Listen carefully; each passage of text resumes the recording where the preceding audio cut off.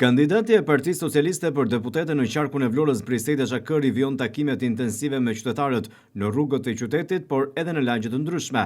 Edhe këtë të diel kandidatja Çakëri ka nisur takimet me qytetarët, ndërsa thotë se janë pranë njerëzve çdo ditë, sepse për ne politika nuk është vetëm fjalë, është prani, është angazhim, është përgjegjësi.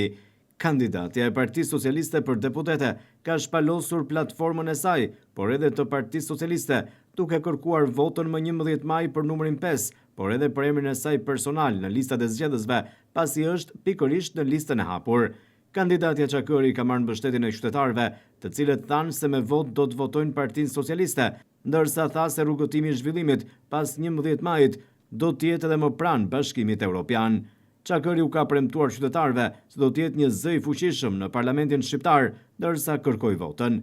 Kandidatja socialiste po vijon kështu intensivisht takimet me qytetarët në zona të ndryshme të qytetit, ku po kërkon votën për Partinë Socialiste dhe për emrin e saj në fletën e votimit më 11 maj për të vijuar rrugëtimin e përbashkët e për të qenë një zë i fuqishëm në parlament.